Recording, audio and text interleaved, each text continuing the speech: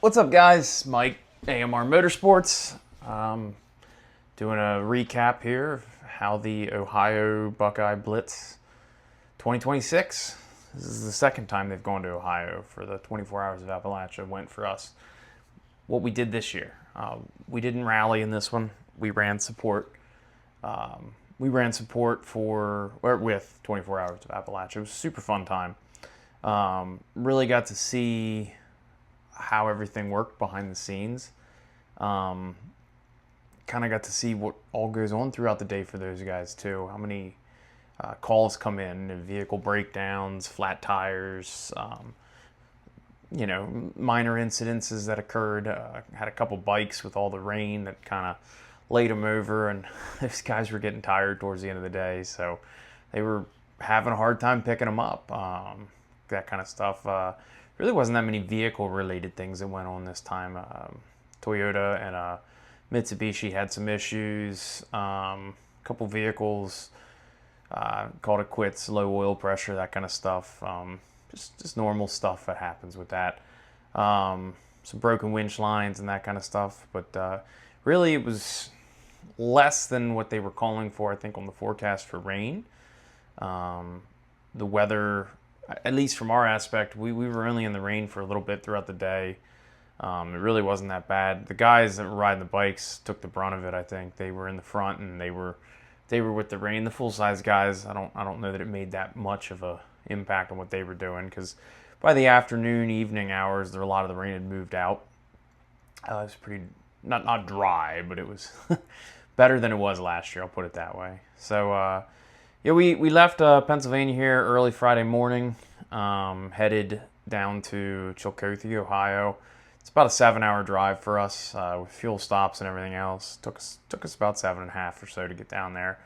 Got down there right about 4 and set up and started doing some videos. So here's the intro video that we took when we got there. All right, so we're here at the Pickaway Ross Vocational School for the second annual 24 Hours of Appalachia Buckeye Blitz.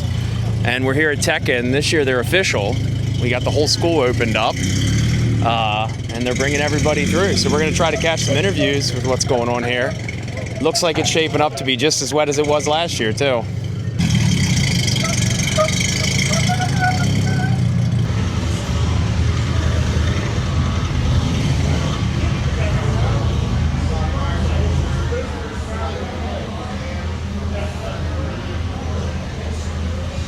All right, so we're here. They're teching them in.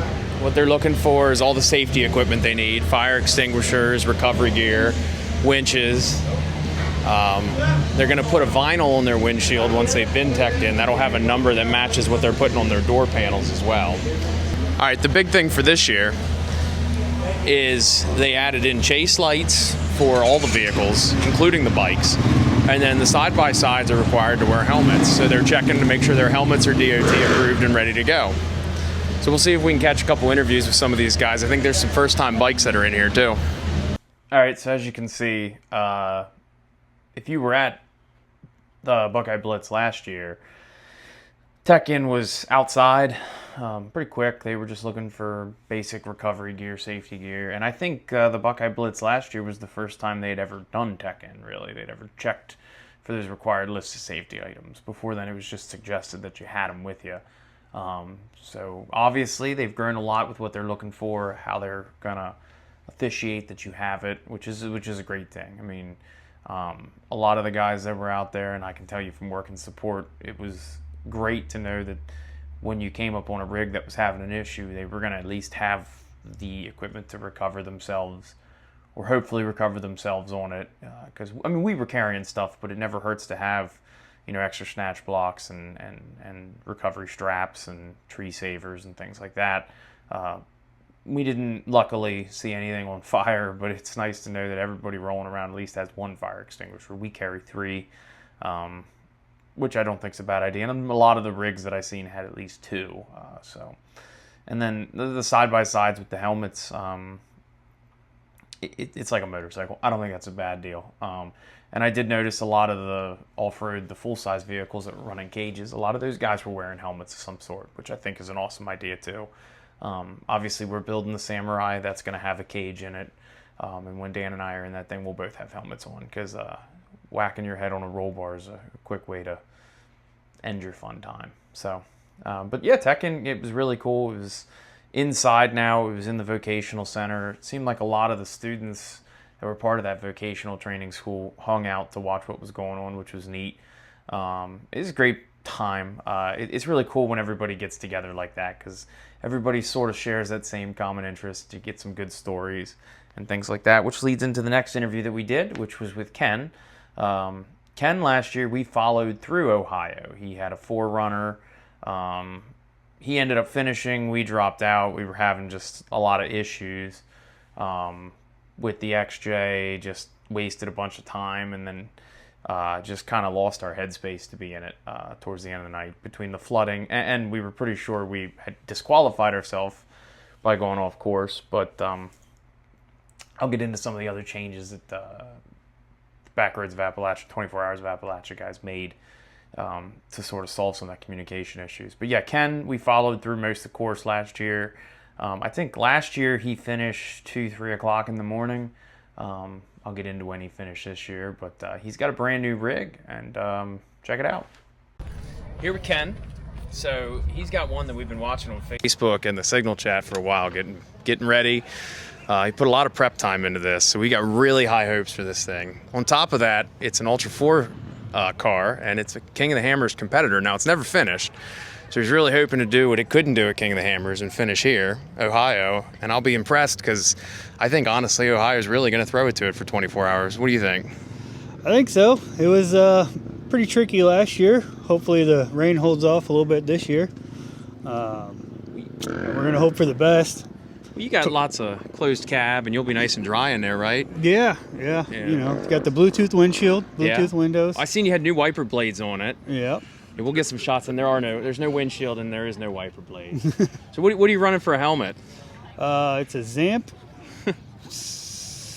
I forget the model number, but it's a Zamp helmet with the air pumper and all that stuff. So we do got that windshield. Yeah. Ready for the dust. You're ready for the dust, and you're ready for the rain. You got comms going to each other, right? So you can hear each other screaming at each other left and right the whole time. Yep. What are you running for nav? Gaia. Just on a Samsung tablet for right now. Okay. It worked good for us last year. Mm-hmm. Didn't have too many issues with it. So we're just going to stick with that again this year. Any strategy to keep that dry with the lack of windshield? We got some rain suits. We watched the Ultra 4 buggy go last year, and I think he about froze to death and drowned through the night. But they did finish early in the morning. So that said, I think the earliest you can finish is 11:30 tomorrow. What time do you think you're coming in?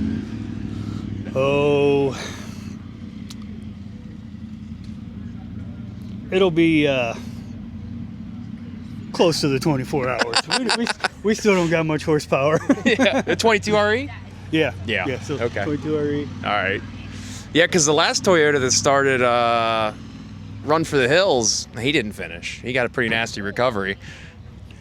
Yeah, we ran basically the same thing last year, and we did it in like 21 hours. So okay. We'll probably be around that mark again. We're All hoping right. to be able to carry a little more speed through the turns this year because we got some better shocks, but still no power to get up and go. So You don't need the power. It's a rally, not a race. Yeah. So it's just all about endurance, right? Keep it together. But getting to the speed limit takes a little while. Well, yeah, it does. Yeah. Good practice for Johnson Valley, though. Yeah. Okay. Yeah, that's our main goal, is to get some seat time with all the harnesses and helmets and neck restraints. Just getting used to driving when you can't move your head and that kind of thing. So. Yeah.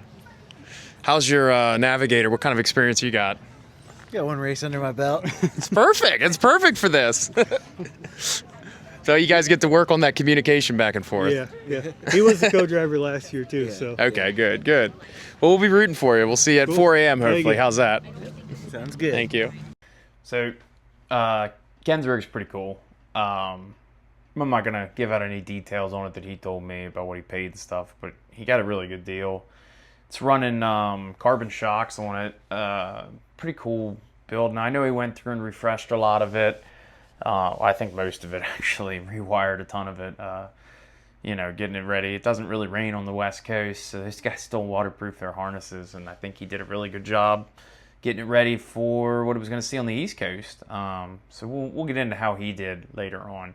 But we went around, did some more interviews then. The next one's a really cool one. This dude on a Harley Sportster. Now, there was 2 Harleys there. He corrected me on this. I thought he was the only one. But I've been to a few of these events now, and I've been to a bunch of events with adventure bikes there, and I have never seen a Harley. Not that I know they don't do it. They've competed, finished in Baja. I won't use the term won because I don't know if they have or not. I find it hard to believe. It looks like a crazy rough ride. But we saw him on course all day. He was running towards the front most of the day. I didn't get to see him finish. We'll get into why later on. But, really cool interview. Check out his bike. It's definitely neat. He looked like he was having a blast all day. All right, we're here with Ben, and he's riding probably the only Harley that's going to be here this time. No, there's 2. There is 2. There's a Harley right here, too. Oh, that's not a Harley. This is a Harley. That's a Harley. I'm excited to see you run this tomorrow. I'm excited to run it tomorrow. First time? No, I did Mothman last year. Okay. And finished in 21 hours. All right. Have you done any off-roading in Ohio? Yeah, actually, I was at Wyland Wayne, or I don't know how you say it, Wyland Wayne Rally last fall, and did a bunch of riding there at the Wayne National Forest. Okay. So you kind of know what you're going to get into in Ohio? We're fairly familiar. You're with fairly familiar?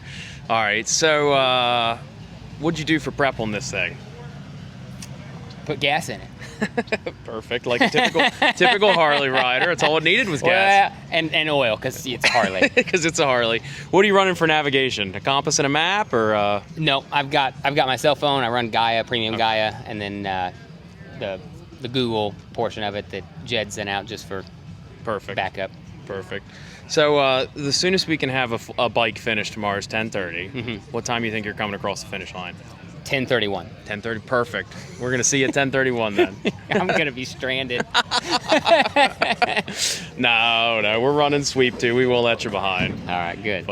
We'll see you at the finish Hey line. guys, That's I all that appreciate matters. it. You Yeah, guys thank take you. it So from there, we did a couple more interviews. You can go back and watch all of them on our YouTube or Facebook or TikTok. We have all 3.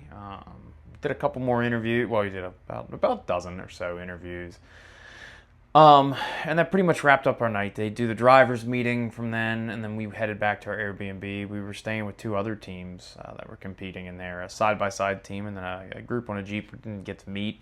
But they were running looks like a new JK or a JL. It's a little hard to tell. It was pretty muddy by the time we noticed they were part of our group. But anyways, went back to the Airbnb, got some decent sleep.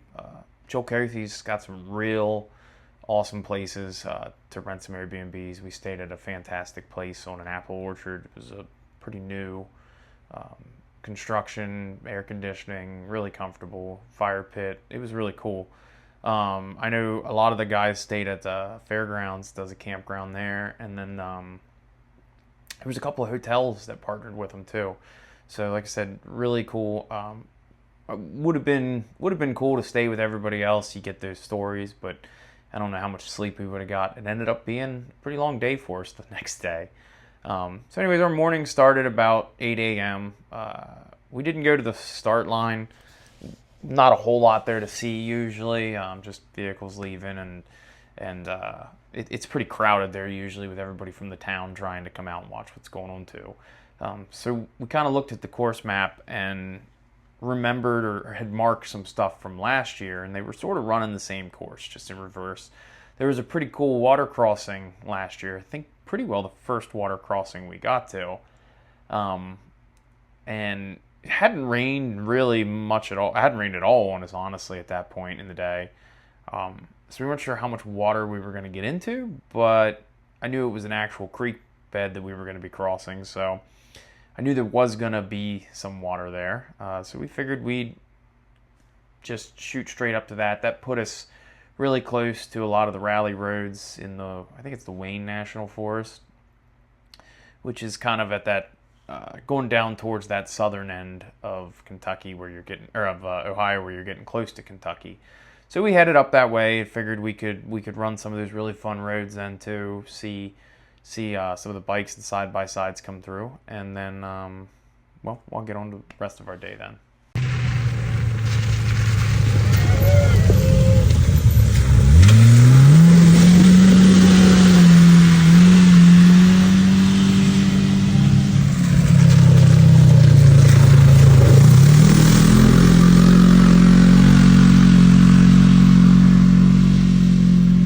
You guys got to see what that first water crossing was like. Right after we filmed that little bit, it absolutely downpoured. The storm was rolling in across the valley. It was really cool to see come in.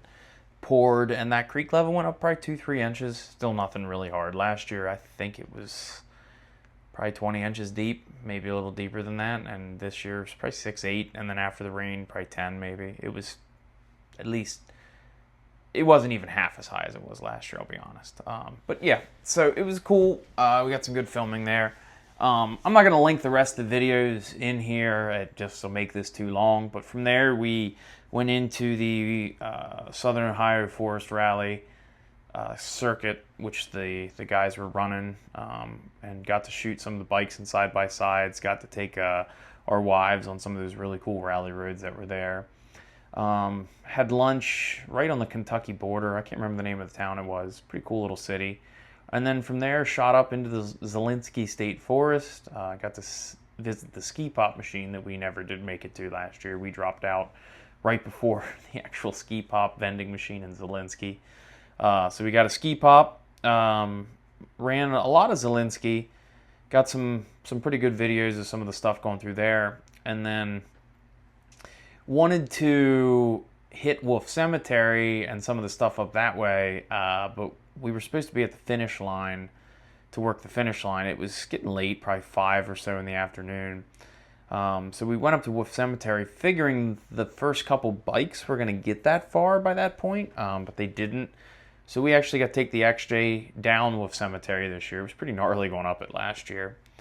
But came down Wolf Cemetery this year, did fantastic lockers and the gears and everything. It was a way better experience than it was last year. So it would have done well, decent, I'll say, in this year's Buckeye Blitz. But I am glad, just with everything else we've committed to for this year, and everything going on just in our personal lives, we didn't run it. You know, we want to do Kentucky. We want to make sure it's ready for Kentucky. So I am glad about that. So anyways, we went and ran Wolf Cemetery, waited there a little bit, realized on Life 360, which is one of the new improvements they added for this year, where you can kind of see everybody, realized on Life 360 that we were not going to get to see any bikes. If we waited there much longer, it was going to get too late for us to make it back to the finish line.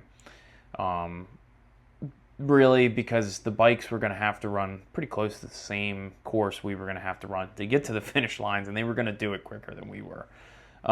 So we sort of packed up, left, dropped our stuff at the Airbnb, and got to the finish line, set up, and I think the first bike came across 10-12 maybe, 10-10, something like that, which was pretty well right on the... It was right at the time that they could finish.